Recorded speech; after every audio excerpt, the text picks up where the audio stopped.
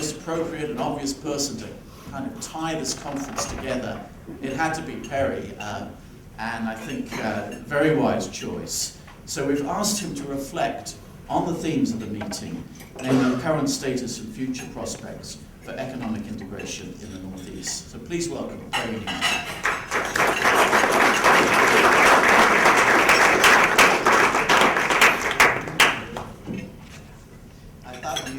Stephen, that you had and Jeff had been reflecting upon who must close the conference, and there was only one choice, and unfortunately he or she was taken already. So, but I appreciate it. Bonjour, mesdames et messieurs, merci pour cette opportunité de participer à cette conférence. Je suis honoré. Thank you very much for the kind invitation. It really is a pleasure and a privilege to be with you today, and to be participating in such a stimulating and thought-provoking conference. And I'd like to add my thanks to the University of Maine Center and to all those, including the sponsors of this event, the Canadian Consulate General in Boston, TD Bank Financial Group, and the Maine International Trade Center for making it possible. Now, I'd like to speak to you today on the general question of NAFTA, what it is, what it isn't, and why it matters. And many of you are probably thinking, being well-schooled in cross-border issues, that just about everything that can be said or written or shouted about NAFTA has already been said or written or shouted about NAFTA, and some of it even the past couple days. But I venture to say that for many of us, and indeed much of the general public, we have a pretty good idea of what NAFTA is or isn't and what it has meant, at least to us. But I think it will be useful and quite possibly eye-opening to take a closer look at this agreement in a larger context. That is to say, a context beyond that with which we are most familiar. When one looks at NAFTA, one sees that yes, it does, and it has reduced and eliminated the tariffs on goods bought and sold from country to country on this continent. And it has streamlined and harmonized many critical regulatory inconsistencies that existed between our countries. And it has, as we know, established a variety of regimes for resolving disputes that arise between nations and investors and those affected by the same. And it has surprisingly dramatically increased cross-border trade and investment between the three signatory countries. Total merchandise trade increased 218% since 1993 to almost $1 trillion in 2010. And U.S. exports to Canada and Mexico today account for nearly a third of all U.S. exports. But perhaps unlike many other free trade agreements that have existed primarily to open the doors for exporters in one country to gain easier access and more favorable access to another, or even to make it easier for investors to establish a manufacturing presence in a signatory country, NAFTA has never been primarily about the export of products from country A to country B, in our case today from the US to Canada or vice versa. Nor has it been simply about making it easier to invest in one another's country as an end in itself. Rather, NAFTA is really about the desire from a strategic economic policy standpoint to integrate the manufacturing capabilities and supply chains of the signatory countries with an eye towards reducing costs and enhancing global competitiveness. And since I have the podium, I'm going to repeat that because I think that's what this is all about. NAFTA is about the desire from an economic policy standpoint to integrate our manufacturing capabilities and our supply chains among the signatory countries, frankly, so that we can become more competitive. It's not just about three neighboring countries selling to each other and making it less expensive to do so. Oh, it's nice if I can sell my wares to a purchaser in New Brunswick, and it's equally nice if she can sell hers to a buyer here that, absent the NAFTA agreement, would have to absorb a 10 or 20% tariff. But it's nicest of all that a company in New Brunswick can sell components of a product to me at a favorable price with minimal regulatory impediment, so that I can sell a resulting product that includes that component to a third-party customer somewhere else in the world at a competitive price, or vice versa. Now, back when NAFTA was fully implemented nearly 10 years ago, and surely back when the United States and Canada embraced free trade in 1988, the globalization of manufacturing was only beginning to hold sway. Outsourcing of production and the cross-border integration of supply chains involving lower wage, lower cost environments was less a feature of daily discussion than it is today. Back then, many of us were less preoccupied with the threat from Chinese factories and Vietnamese assembly plants. We didn't see them looming nor did we characterize them as threats to our manufacturing base, indeed to our economies as a whole, as some do today. But of course, the intervening years have seen a dramatic rise in offshore manufacturing centers and accompanying reductions in manufacturing costs attributable to a combination of low-wage environments, low fuel costs, less stringent environmental and labor regulations, and in many cases a top-down, state-owned capitalism model that has enabled some governments and countries simply to decide something on a Monday and in effect see it become so on a Tuesday. The result for those of us in mature economies that have economic and social infrastructures that are, shall we say, less amenable to this kind of production model has been that our own manufacturing competitiveness has been severely compromised. It has for many years, and depending upon the product in question, cost much more to manufacture in Canada or in the United States than it has or does in many of the emerging markets of Asia. This is not exactly news. We don't make too many iPads in Maine or New Brunswick, nor are we likely to do so just yet. It's important to note, however, and here is the bottom line, that what NAFTA has done through the elimination of many tariffs and other impediments to cross-border trade and investment is to make it possible for North American manufacturing once again to compete globally in many industries and in many markets. And I'll try to show how that's happening shortly. To get a better sense of the real reasons behind NAFTA, and by that I mean the integration of manufacturing, rather than the more straightforward notion of exporting to end users and making it easier to find lower cost manufacturing environments, let's take a look at some of the interesting features of the data that characterize cross-border trade between Maine and Canada, and of course the United States and Canada in a larger sense. Now we all know that there is, and thankfully so, significant Canadian investment in the state of Maine. Now by my count, there are some 42 Canadian-owned firms in the state. And of these 42 firms, 8 are engaged in wood and timber products industries, 6 are in agricultural industries, 4 are in energy-related industries, 2 are in pulp and paper, and 1 is in the seafood industry. In other words, by my count, 21 of these firms, or 50%, are engaged in natural resources-related industries. Now, if we look at employment attributable to Canadian investment in Maine, we find that of the roughly 6,500 Maine people employed directly by these Canadian firms, approximately 3,000, or nearly half, of all these employees work for companies in the natural resources industries. And as a sidebar, I think it's worth noting that the vast majority of the other 50% of such Maine employees are employed by TD Bank. In other words, nearly all of the Maine people employed by Canadian firms are employed in companies that have invested in Maine because of Maine's natural resources or because of acquisitions of Maine companies in a single other industry, financial services. And by the way, thank you, TD Bank. So the takeaway from this data is as follows. Outside of the financial services sector, Canadian firms have invested in Maine because of natural resources, the people, and the relevant infrastructure that exists here, and of course the geographic proximity of the resources to the mothership, so to speak, back in Canada. Now, who are these folks back in Canada piloting the mothership? Well, they're familiar organizations like the Irving Group of companies, McCain Foods, Cook Aquaculture, Emira, and so on. All the companies you saw featured on Peter Digu's slides earlier today.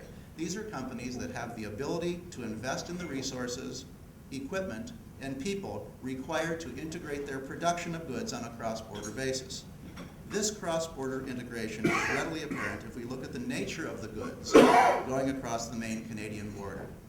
Year in and year out, the leading exports from Maine to Atlantic Canada include wood, wood pulp, paper products, fruit, and seafood.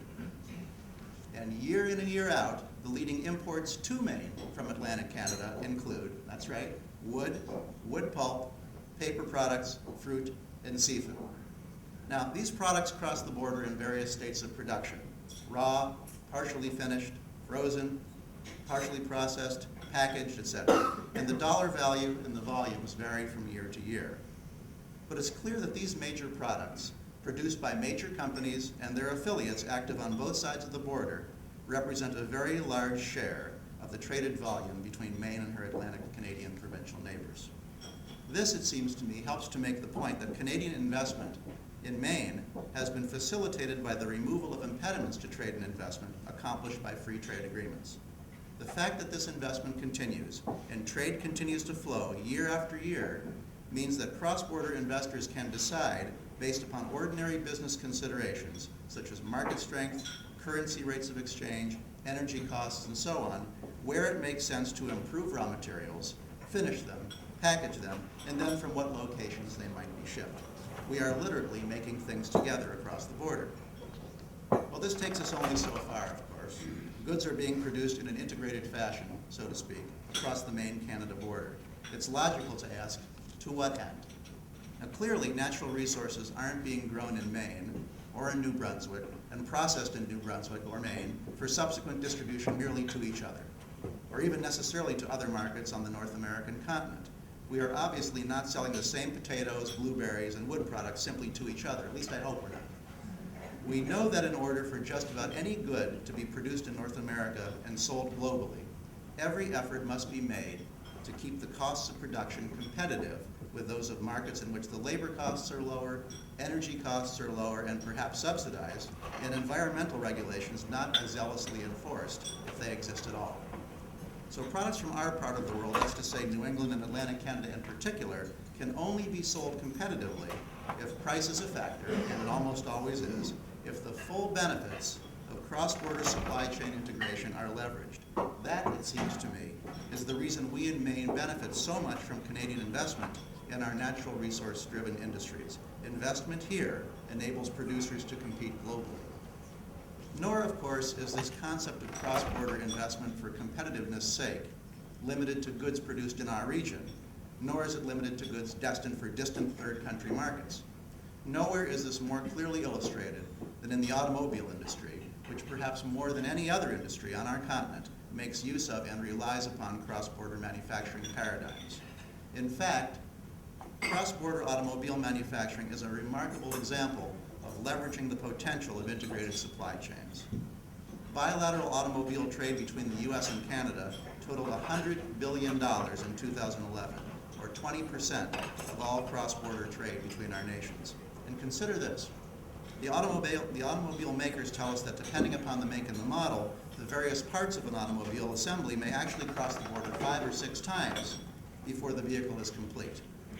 And when you consider that some 30 to 35% of all cross-border trade between the U.S. and Canada is comprised of a trade between corporate affiliates, parent companies, subsidiaries, sister companies, so to speak, the picture becomes very clear indeed. Integrated automobile manufacturing, in many respects, represents the paradigm for NAFTA-driven manufacturing efficiency.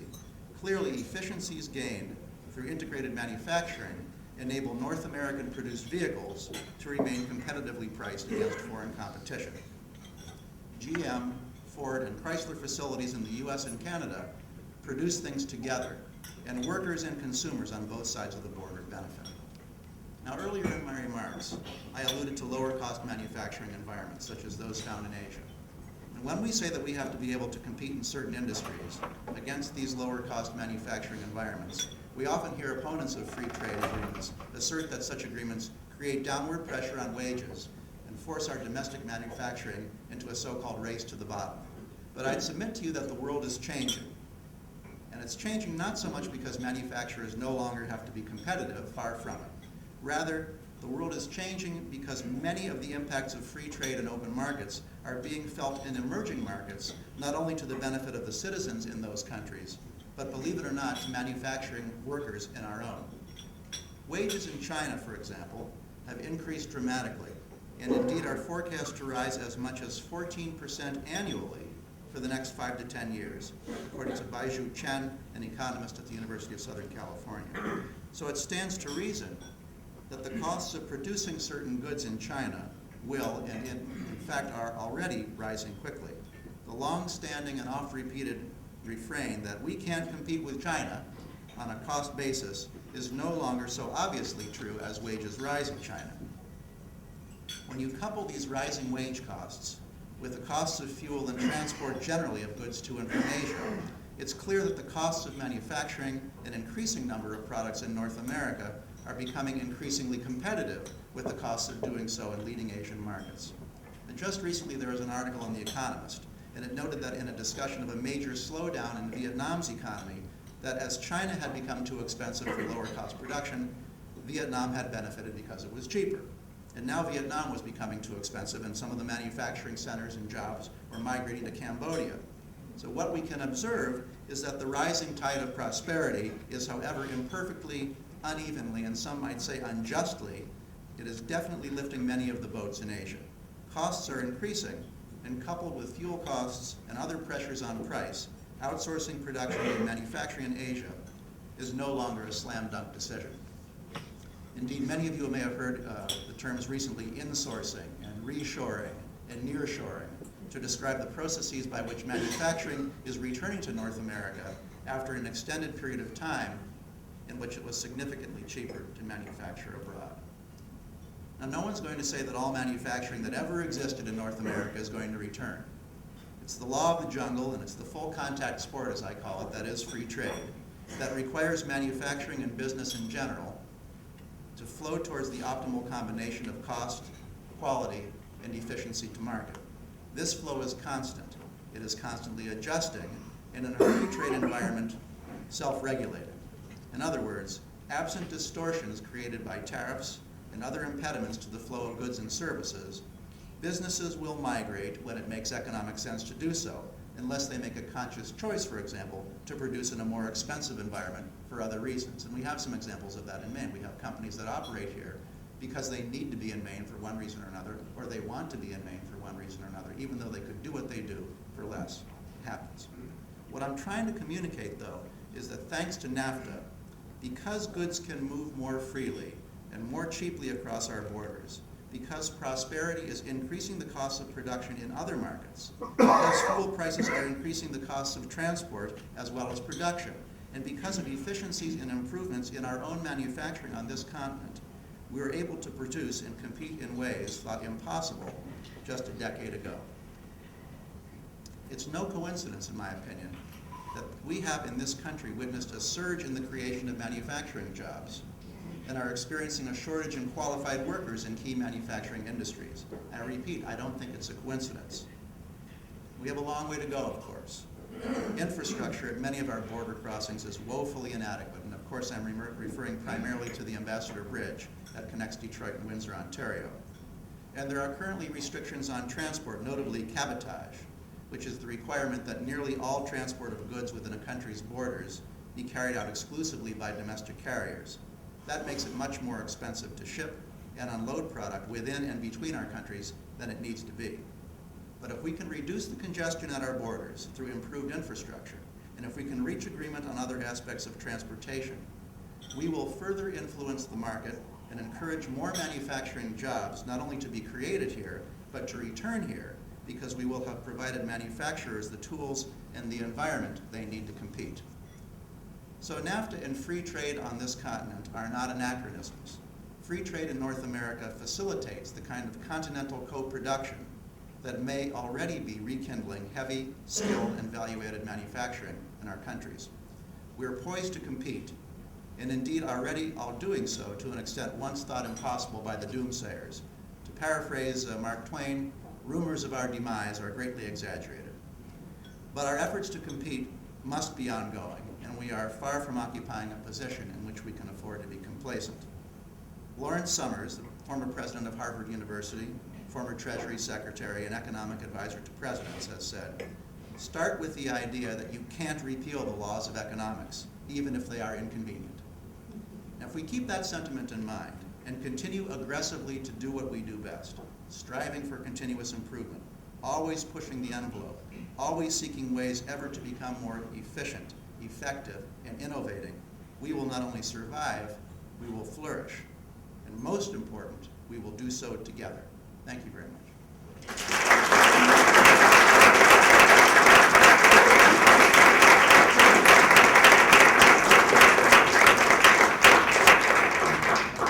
If you like my slides, okay? Thank you. Well, really, I look at the border and the impediments to border crossing as being, tangible and intangible. On the tangible side, we have infrastructure issues, and we've vastly improved the border crossings that exist here in Maine, obviously. The Ambassador Bridge, if you've seen it, and I don't mean to harp on this, but I think harping on it, if you've done it 3 times, it's harping. Second time is just emphasis. So, but the Ambassador Bridge is, it is unworthy of a trade relationship such as ours, frankly. It's privately owned by an investor who is not going to let it be pried from his cold, gnarled hands. It's a moneymaker for him and so forth, and it's a huge impediment to trade. And I think if we develop an infrastructure at our borders that is worthy of the relationship between our countries, that's going to make the border much less of a conceptual issue, because we'll be able to move through it with much less physical impediment. On the intangible side of things, we've heard about this for the past, I guess, day and a half, thereabouts. I mean, how do we do that? Well, we talk of cooperation. We do cooperate in a lot of ways. I think our governments speak to each other daily in great detail on matters of, both the mundane and the vitally important. And I think there's terrific progress being made on these things. I think it just takes time.